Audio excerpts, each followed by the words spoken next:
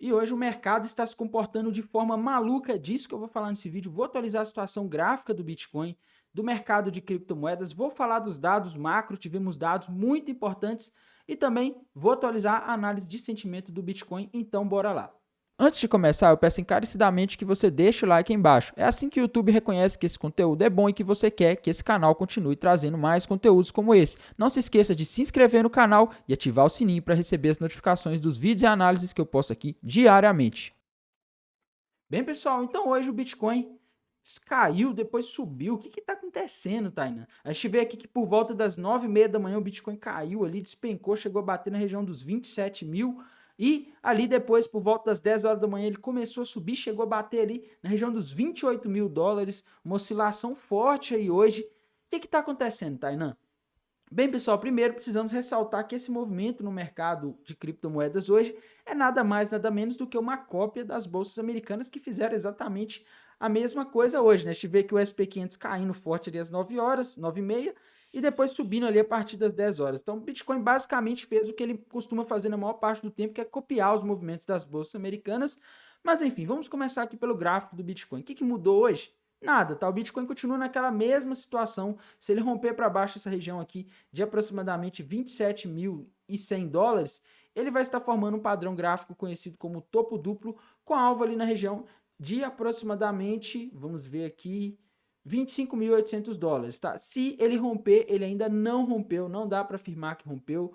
Bitcoin continua acima, tá? E esse padrão é até forçando um pouco aqui, porque realmente é difícil de ver algum padrão gráfico no mercado de criptomoedas nos últimos tempos, tá? O mercado anda muito de lado e quando ele faz um movimento, geralmente é seguindo algum movimento do SP500, das bolsas americanas, dos mercados de juros globais, muito mais do que o movimento próprio do mercado de criptomoedas, tá? Até porque não temos tido notícias aí.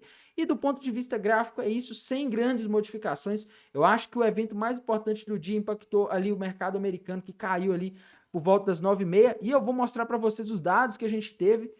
Como eu havia dito nos últimos dias, hoje, nessa sexta-feira, às 9h30 da manhã, nós teríamos os dados mais importantes da semana e a gente teve ali a divulgação do relatório de empregos não agrícolas, o famoso payroll. E, galera, a coisa veio feia. Tá? A gente teve ganho médio por hora trabalhada abaixo da expectativa e a taxa de desemprego que permaneceu estável, não diminuiu conforme a projeção, mas o mais bizarro foi esse dado aqui, o payroll, que veio, galera, o dobro do esperado, praticamente o dobro do esperado. A projeção do mercado era que o payroll mostrasse a criação ali de 170 mil novas vagas e veio 336 mil, galera. Tá bem acima, quase o dobro do que era esperado e muito mais do que o que veio no mês passado, que foi 227. Tá? Ou seja, meus amigos, mercado de trabalho nos Estados Unidos está bombando, tá? Nesse ano a gente está tendo aí vários payrolls acima da expectativa. De fevereiro até agora, a gente pode dizer que a maioria deles vieram acima da expectativa, tá? Ou seja, o mercado de trabalho está bombando e isso é péssimo para o mercado. Por isso que a gente viu o mercado caindo ali por volta das 9h30 da manhã, galera.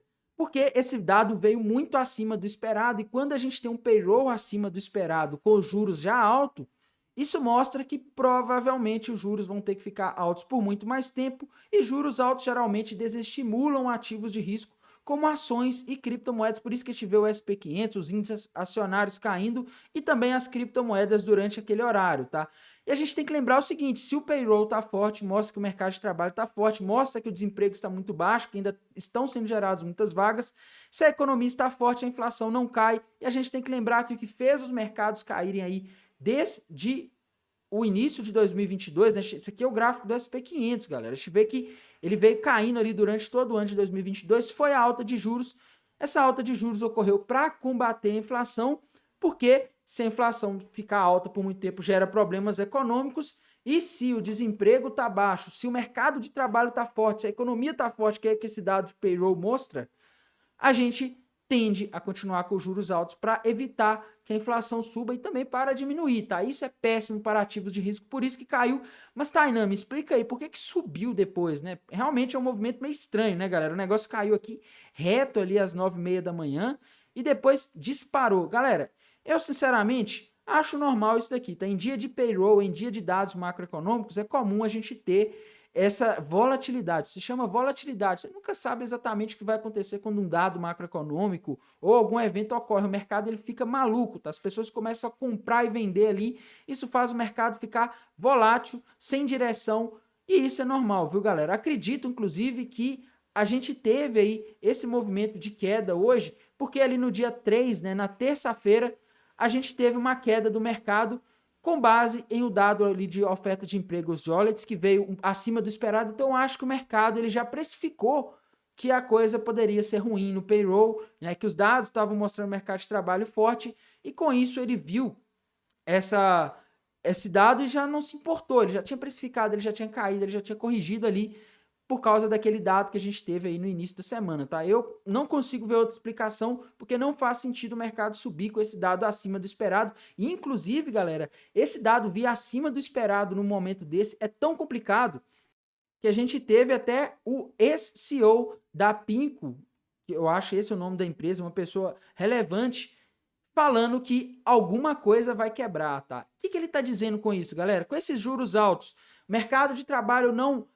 desaquece, a economia não desaquece, a economia está muito forte, isso tende a dificultar o combate à inflação. A tendência é que os juros fiquem altos por muito tempo, se os juros ficarem altos por muito mais tempo, alguém vai quebrar, tá? No início desse ano, a gente tem que lembrar que a gente teve aí 2 bancos muito relevantes lá nos Estados Unidos quebrando, o First Republic Bank e o Silicon Valley Bank, os dois quebraram, tá? Por causa da alta de juros, e o que ele está falando aqui é o seguinte, se isso continuar assim, vai ter mais gente quebrando no meio do caminho, e isso torna o mercado, nesse momento, perigoso. Tá? Ficar em ativos de risco agora virou algo muito perigoso, porque alguém pode quebrar, você não sabe quem vai ser, se vai ser algum banco relevante, se vai ser alguma empresa, um fundo de investimentos, ou alguém que está muito alavancado, alguém que acaba impactando todo o mercado. Tá? Então, assim, é muito complicado isso.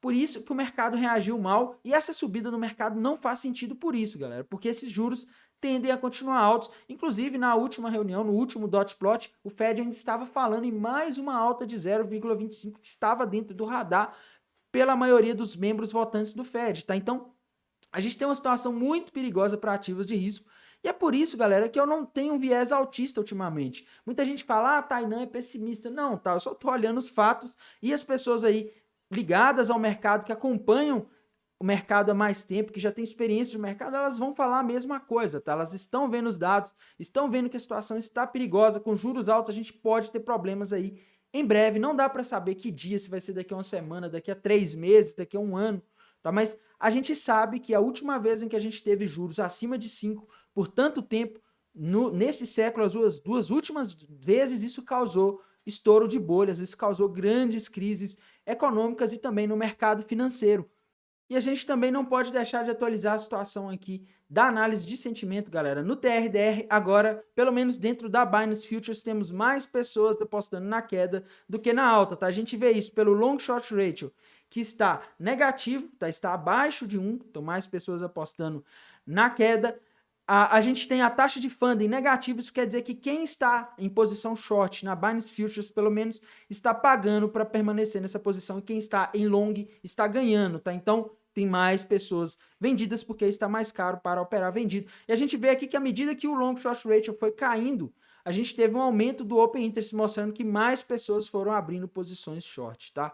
Então, a maioria está apostando na queda, e isso é um pouco perigoso para quem está apostando na queda, porque geralmente as baleias fazem o mercado e contra o que a maioria está fazendo. Não toda vez, mas na maioria das vezes, tá? E a gente tem que ver aqui o Liquidation Rich Map para ver se mudou alguma coisa. E o que a gente vê aqui, galera, é que a situação em termos de liquidez, ela está piorando um pouco, tá? Porque está formando, pelo menos o que a plataforma estima, aqui a Highblock estima, que está formando muita liquidez ali na região entre 28.500 e 28.300 ali nos últimos 7 dias. Sim, a gente está com mais liquidez abaixo nos últimos 7 dias, principalmente na região dos 26.950, mas está começando a acumular liquidez acima, tá? Aí a gente tem que ir para o de um mês aqui para ver como está a situação, e no de um mês a gente vê que não tá nada legal também, né, pessoal?